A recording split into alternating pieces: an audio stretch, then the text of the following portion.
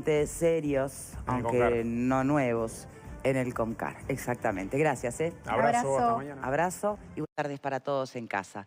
Repasemos estos hechos.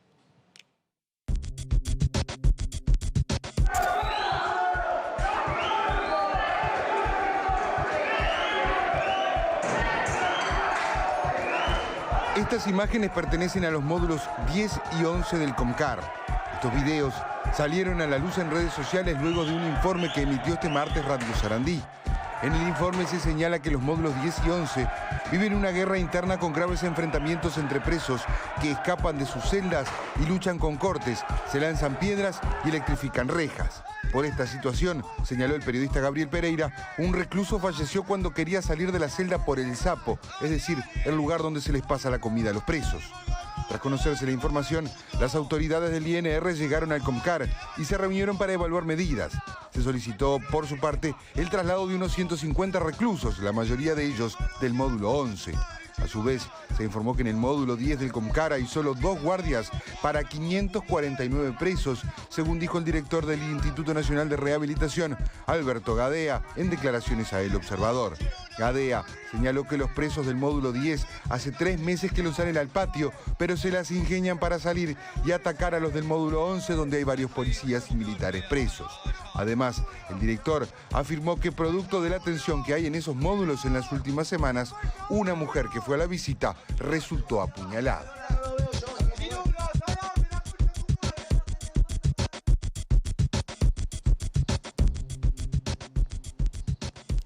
Bien, ¿será que se puede hablar sin prejuicios del tema de las cárceles? ¿Será que hay consenso en entender que el estado de las cárceles en nuestro país son parte del problema de la inseguridad pública?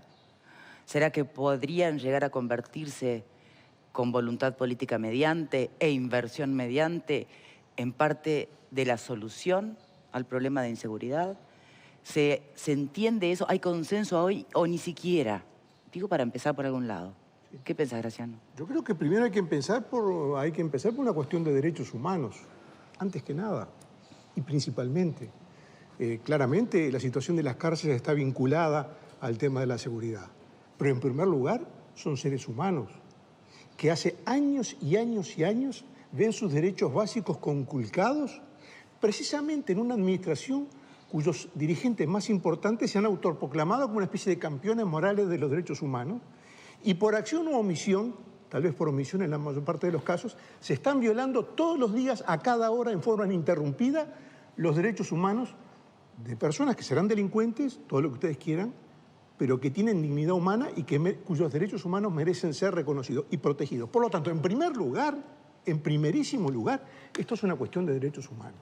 Es una vergüenza que Uruguay tenga uno de los peores sistemas carcelarios del mundo. Es una vergüenza para el Uruguay. Eso en primer lugar. Después de la seguridad podemos hablar, pero en primer lugar, la violación flagrante de los derechos humanos. ¿Eleonora? Coincido con Graciano, acá hay una violación constante, continua, día a día de los derechos humanos de las personas que no van ahí para que se las torture, van ahí para cumplir una condena. Cumplir una condena no quiere decir que reciban tortura diaria como la reciben personas que no pueden salir de sus celdas, que viven en un estado de hacinamiento tremendo. Esto, además, es asumido por el país y por todos los partidos políticos cuando en el año 2010 firman aquel acuerdo para terminar con el hacinamiento, para que el INR pase del Ministerio del Interior a ser un organismo aparte, para que se cambie la custodia policial por guardias específicamente guardias carcelarios que no son policías. Todo eso que se firmó y que se acordó en el 2010 y en lo que hubo hubo algún indicio de avance, que ahora vemos que no ha conseguido nada. Las cárceles siguen en un estado deplorable, la violación de los derechos humanos es constante y continua, y no escucho a ningún candidato a la presidencia de la República hablar de este problema como problema, hablar de cuánto va a invertir y qué va a hacer. En las medidas de seguridad que se proponen, inclusive en un plebiscito que se firma por tema de seguridad, no se habla de esto. Y no lo habla ningún partido, y el partido de gobierno creo que también está omiso en todo lo que está pasando. Y me pregunto cuándo vamos a darnos cuenta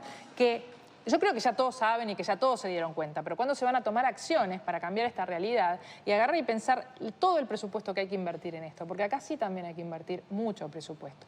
Y nosotros los ciudadanos tenemos que insistir, así como insistimos en el 6% de la educación, que me parece un reclamo absolutamente válido y que está perfecto, que desde la ciudadanía se apoye y se impulse, tenemos que también empezar a pensar si no tenemos que apoyar, impulsar un presupuesto para estas cosas y para terminar con este estado de hacinamiento y para que deje de ser parte del problema. El tema es cuando ahí habilitar un presupuesto va a implicar hacer algún ajuste por algún otro lado. Bueno. Entonces, ahí es donde yo pregunto, y sobre todo desde esa perspectiva es que pregunto si todos entendemos, si hay consenso de que el estado de nuestro sistema carcelario, su incapacidad de rehabilitación, su incapacidad de ni siquiera de velar por los derechos humanos de los internos. Si se entiende que eso es parte del problema de la inseguridad pública o no. Porque si no estamos... Porque ahora están divididas las aguas, que los presos se maten entre ellos ahí adentro. Hay mucha gente que así lo entiende. Y mucha otra gente no. Y pareciera que si se remarca que es parte del problema, es pobrecito los presos y no te importa la gente que está afuera, el ciudadano honesto. Y se ha establecido esa suerte de falsa oposición que me pregunto hasta dónde nos está permitiendo analizar el tema sin prejuicios. Por eso lo planteaba así desde el principio. ¿Qué pensás? Por supuesto que voy a coincidir con los compañeros que es un tema de derechos humanos, pero creo que tan grave como violar los derechos humanos es no entender que la política de seguridad también pasa por rehabilitar cuando tú vivís en un país que no tenés cadena perpetua, donde están saliendo más de 20 presos por día, volviendo a la calle. Y yo creo que está bien, la oposición no está teniendo un planteo a la altura de las circunstancias, ¿no? El planteo de la oposición es más gente en las cárceles. Pero hoy la responsabilidad la tiene el gobierno. Y el gobierno durante estos 15 años no ha entendido que el tema del sistema carcelario es un tema que tiene que Te van a decir que hicieron una cárcel nueva. Sí, sí, una cárcel nueva que fue por inversión privada, que tampoco está funcionando, que va en contra de los modelos internacionales, que todo el mundo dice que tiene que haber sido pequeña y es una mega cárcel, que no tiene los programas de educación y de rehabilitación funcionando como se preveía, que hay gente que sigue sin salir al patio. Entonces me parece que ya a esta altura del partido no es una omisión. Cuando uno escucha que tiene 2 policías para 500 y pico de personas, de reclusos, entiende que acá hay algo que es más que una omisión. Acá yo me atrevo a decir que hay una cuestión deliberada en algunos sectores para que los presos se arreglen entre ellos. Porque no estamos hablando... ¿De qué sectores, y bueno, cuando estás hablando del módulo 10, del módulo 11, cuando decís que tenés 2 funcionarios policiales para 540... ¿Pero quién dispone eso? ¿Quién dispone? Yo creo que estamos hablando del gobierno. Acá el gobierno y el Ministerio del Interior es el que controla el INR. Y están pasando, desfilan por el INR distintos jerarcas, La Rosa se fue en noviembre, diciendo que es un fierro caliente porque no se puede trabajar, porque hay presiones que le impiden trabajar. Entonces yo pregunto, ¿qué presiones hacen que solo 2 funcionarios policiales estén cuidando a 549 presos? Yo a esta altura del partido creo que estamos hablando de algo mucho más grave que una omisión. Y ante esto que estamos viendo, estas imágenes, ¿no? de internos que se están... que se matan o pretenden hacerlo o herirse con herramientas y con armas como las que vemos en los videos. ¿Cuán ingenuo es pensar que la custodia o la guardia interna no tiene que estar a cargo de fuerza policial, que pueda y ejercer fuerza?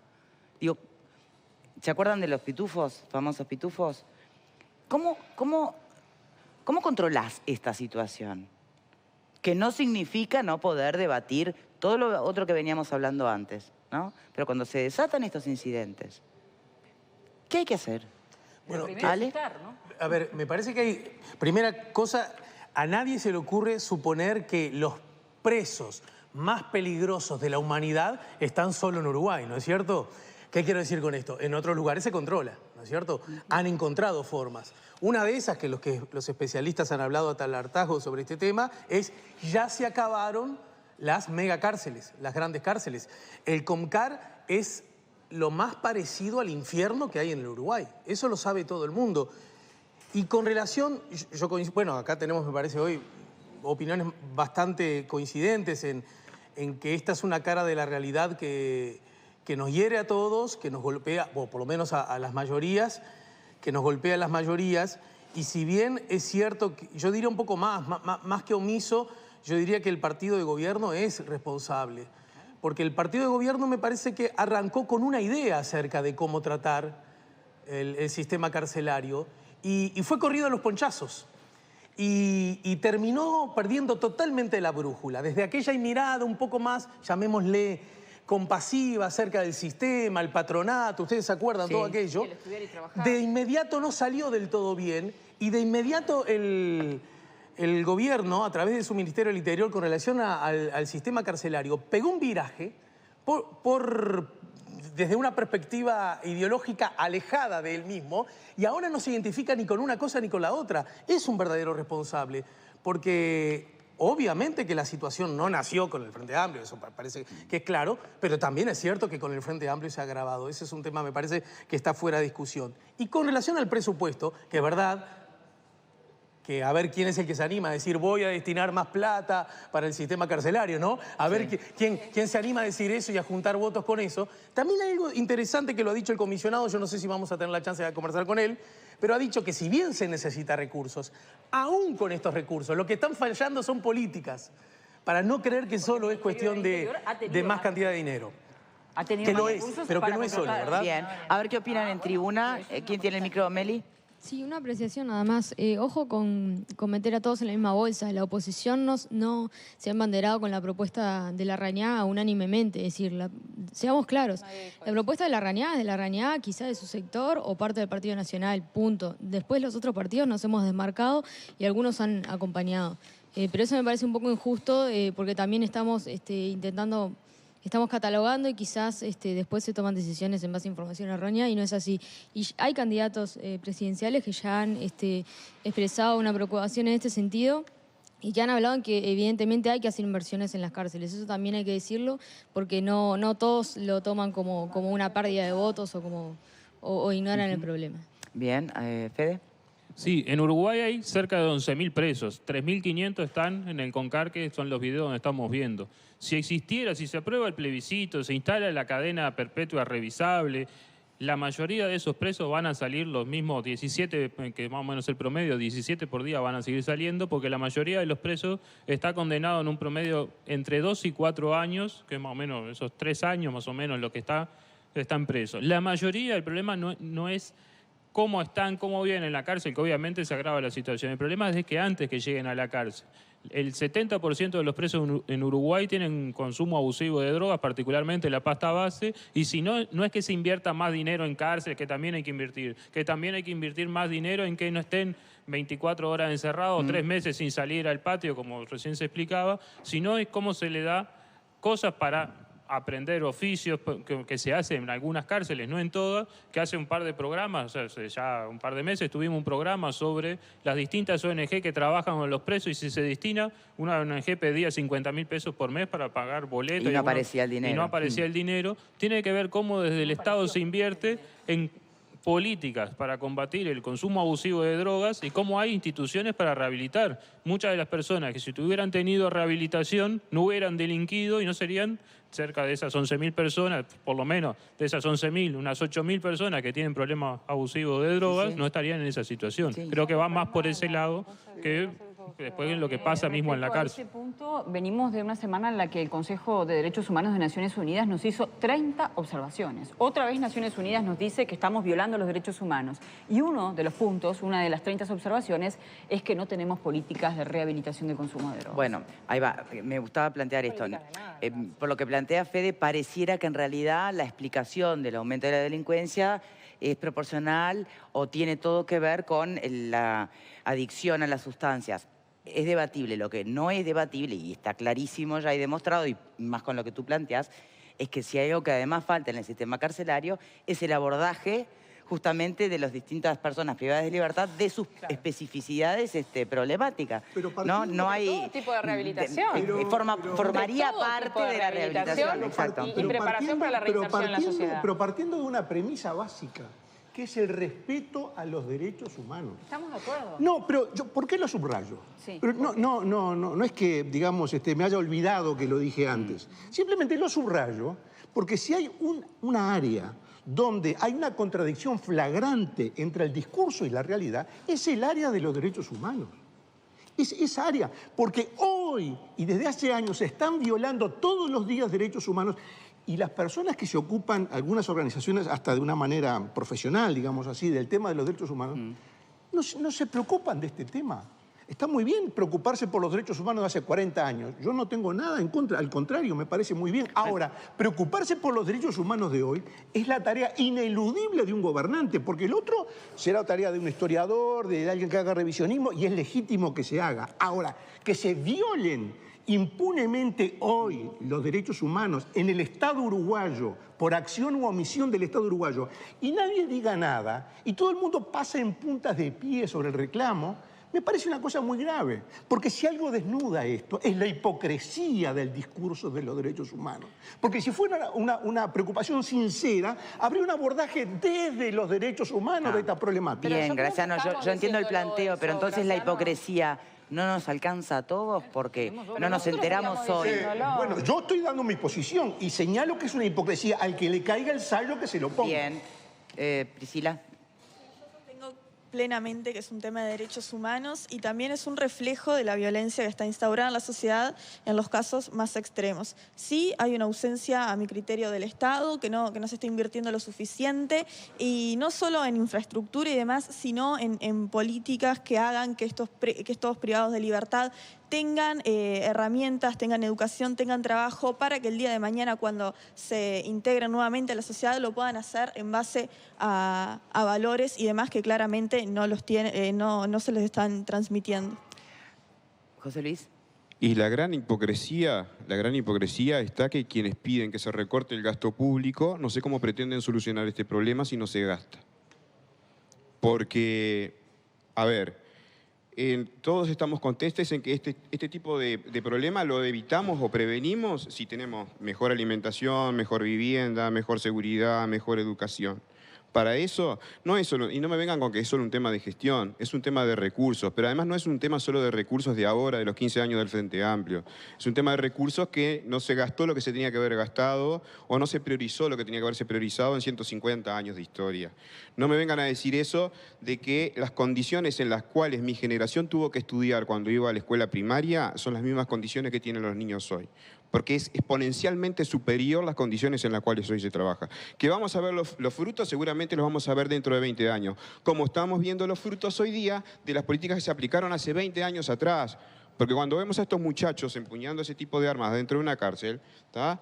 Pónganse a pensar ustedes, hijos de quiénes son, en qué contexto se criaron y cuándo se criaron. Entonces, ¿más gasto público? Sí. Ahora, ¿quiénes están de acuerdo en decir, bueno, vamos a tener 300 policías menos en las calles para tener mejores condiciones de seguridad dentro de las cárceles y brindar espacios y que tenga el espacio de recreación, de trabajo, de educación y todo lo demás?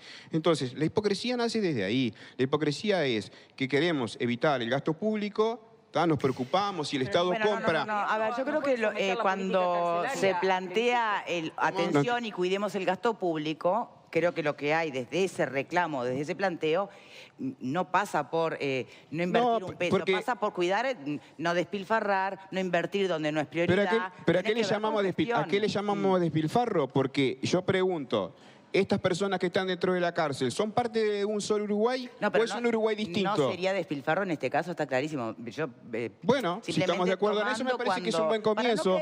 Porque yo también pienso... Es lo único que estoy Victoria, pidiendo. bueno, si estamos de acuerdo en eso, me parece que es un buen comienzo. Porque yo sí recrimino a que muchos compañeros me parece que han llevado mucho este discurso de no gasten, no gasten, no gasten y han descuidado justamente esta parte que sí nos compromete a nosotros como defensores de los derechos humanos. Ahora, las imágenes que vimos hoy... es gente que no se respeta los derechos ni siquiera entre ellos porque muchas veces no tuvieron los derechos ni saben los derechos que tienen para protegerse. ¿Me explico? Pero están en una institución sometida 100% al control del Estado. Estoy de acuerdo contigo. Perdón. Para control hay que gastar. Perdón. No están peleándose en la esquina. No están peleándose en la esquina o en un bar o una cancha de fútbol. Se están peleando en un centro, en una institución, en un establecimiento bajo el control 100% del Estado. Por eso es la omisión. Y cuando se habla de la hipocresía, que tú señalabas la hipocresía, pero es absurdo plantear que hay que, digamos, el recorte del gasto público implica violar los derechos humanos, porque es un planteo absurdo, no tiene ningún sentido, ni pie ni cabeza. Digamos, usar el gasto público con sentido, con buen criterio, no implica violar los derechos humanos de nadie, por favor, pero no se puede vincular una cosa con la otra. Yo simplemente lo que digo es, desde hace años y años y años, los campeones morales de los derechos humanos los están violando por acción o omisión, sobre todo dentro del propio Estado. Y pasa en las cárceles, pasó en el INAU y pasa en muchos lados. Y esto es una verdad, y no es una opinión, es la comprobación de un hecho. Y de un hecho que hay que decirlo claramente, porque siempre vivimos en el mundo del discurso vacío, del discurso hueco. Cuando llevamos ese discurso a la realidad, ¿qué nos encontramos? Nos encontramos con violaciones en el INAU, nos encontramos con golpizas, nos encontramos con 500 presos, con 2 policías. Eso es lo que nos encontramos y esa es la realidad. Y un día, y no va a faltar mucho, la realidad va a aterrizar en Uruguay. Diego, que faltaba en tribuna. Sí, en realidad yo no concuerdo con José Luis, me parece que parte de una base equivocada el comparar las situaciones. Me parece que cuando la gente se refiere a mejorar el gasto público, se refiere a no perder lo que perdió ANCAP, por ejemplo, y no a los 50.000 pesos que pedía el Almendro para un centro de rehabilitación eficiente que tenía 400 presos y que estaba anotado que estaba funcionando. Entonces me parece que 50.000 pesos no es mejorar el gasto público. Bien, tampoco seamos reduccionistas y pensemos que porque no esté más el Almendro está pasando esto. Pero está bien ponerlo sobre la mesa para tratar de entender por lo menos... no hacernos la trampa, ¿no? Y decir, bueno, cuando se reclama por atender y cuidar el gasto público, no significa, entonces que las cárceles sigan así. Porque no significa violar los derechos humanos. Eso es lo que no significa. Bien, hacemos una pausa y ya venimos. Ale, retomo con vos, te prometo. Ya venimos.